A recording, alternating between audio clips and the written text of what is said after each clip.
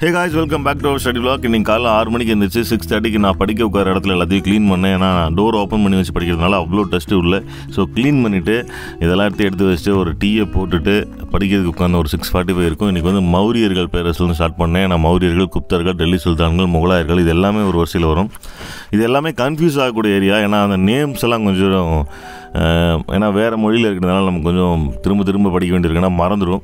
நான் ஏற்கனவே டெல்லி சுல்தான்ஸு, குப்தாஸ் எல்லாம் நோட்ஸ் எடுத்து வச்சுருந்தாலும் திரும்ப ரிவிஷன் பண்ணும்போது தான் அது கண்டிப்பாக மைண்டில் நிற்கும். ஸோ டெஸ்ட் பேட்ச்லேயும் அந்த இன்றைக்கி டெல்லி சுல்தான்ஸ், குப்தர்கள் டாப்பிக்கு அப்படியே படிச்சுட்டு இருக்கும்போது என் பொண்ணுக்கு திருக்குறள்லாம் சொல்லி கொடுத்துட்டு அதுக்கப்புறம் எங்கிட்ட இல்லாத புக்ஸ் எல்லாம் வந்து என் ஃப்ரெண்ட்ஸ் கிட்டே போய் கேட்டு வாங்கிட்டு வந்தேன். ஏன்னா சில ஏரியாலாம் வந்து ப்ரீவியஸ் இயர் கொஸ்டின் ப்ரிப்பேர் பண்ணும்போது அந்த கொஸ்டின் ரிலேட்டடான டாபிக் எடுத்து ஃபுல்லாக படிக்கணும். அப்போ தான் அந்த ப்ரீவியஸ் இயர் கொஸ்டின் பேப்பர் படிக்கிறதுக்கு ஒரு யூஸ்ஃபுல்லாக இருக்கும்.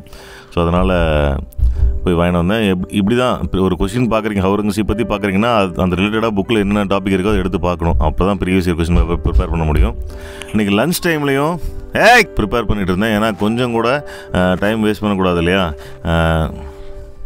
நான் படிக்கும்போது என் பொண்ணு என் கூட வந்து ராவடி பண்ணிட்டே இருப்பேன். ஏன்னா அவளுக்கு வந்து விளையாட கூட்டிகிட்டு போகணும் வெளியில்.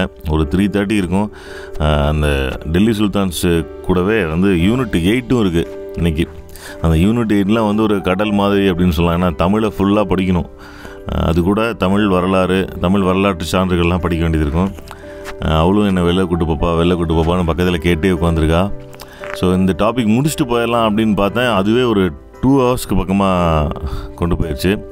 ஸோ இருந்தாலும் அந்த டாப்பிக்லாம் அவ்வளோ இம்பார்ட்டன்ட். எனக்கு யூனிட் 8, யூனிட் 9 வந்து பெரிய ரோல் ப்ளே பண்ணும். இங்கே பாருங்கள், இப்படி தான் நான் டெல்லி சுல்தான்ஸ் நோட் எடுத்து வச்சுருக்கேன்.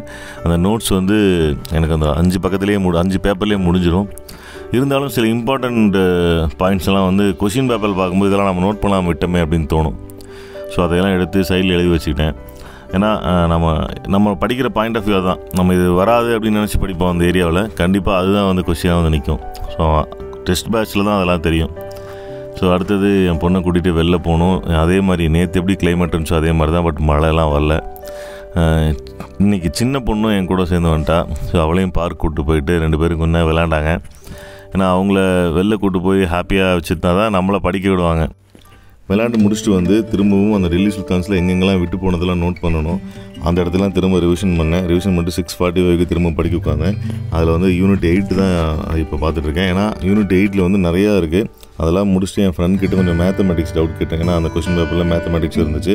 இதெல்லாம் முடிச்சுட்டு சாப்பிட்டுட்டு என் பொண்ணுங்களாம் தூங்க வச்சு 10:30க்கு திரும்ப உட்காந்தேன். இந்த இடத்த பார்க்கும்போது அப்பா இவ்வளோ புக்ஸையும் நம்ம படிக்கணுமா அப்படின்னு ஒரு தலையை சுற்றுற மாதிரி இருக்குது. பட் இருந்தாலும் இது எல்லாத்தையும் படிக்க தேவையில்லை. நம்ம சிலபஸ் ஓரியன்டாக இருக்கிற டாபிக்ஸ் மட்டும் படித்தா போதும். 10:30க்கு படிக்க உட்காரும்போது கஷ்டமாக தான் இருந்துச்சு, எப்படா திரும்ப ஸ்டார்ட் பண்ணுறது அப்படின்னு. பட் அது கொஸ்டின் பேப்பர் எடுத்து வச்சு புக்ஸ்லாம் எடுத்து வச்சு புரட்டும் போது டைம் போனது இல்லை. திரும்ப அடுத்த டைம் நான் வாட்ச் பார்க்கும்போது 11:45 பக்கமாக ஆயிடுச்சு. ஏன்னா நமக்கு தமிழ் படிக்கும்போது அவ்வளோ இன்ட்ரெஸ்ட்டாக இருக்கும். தமிழ்னு இல்லை, நம்ம எந்த சப்ஜெக்டையுமே உள்வாங்கி படித்தோன்னா கண்டிப்பாக நமக்கு டைம் போகிறதே தெரியாது. ஸோ கைஸ், இன்றைக்கி வீடியோ உங்களை மோட்டிவேட் பண்ணியிருக்கோம் அப்படின்னு நான் நம்புகிறேன். நீங்களும் கண்டினியூவாக டீமோட்டிவேட் ஆகாமல் படிங்க. கிட்டத்தட்ட மணி 11:45 ஆகிடுச்சு. சரி, நானும் போய் தூங்கினா தான் காலைல ஒரு 7 o'clock அது எழுந்து திரும்ப நான் என்னோடய ஸ்டடீஸை ஸ்டார்ட் பண்ண முடியும். ஒரு கொஸ்டினுடைய டாப்பிக்கு ரிலேட்டடாக நம்ம டீப்பாக பார்க்குறதுனால ரொம்ப லேட் ஆகுது. அதனால் அந்த கொஸ்டினை நீங்கள் முடிக்கல. ஸோ நாளைக்கு காலையில் வச்சு கம்ப்ளீட் பண்ணிடலாம். ஸோ கைஸ், தேங்க்யூ ஃபார் வாட்சிங். Good night, bye bye.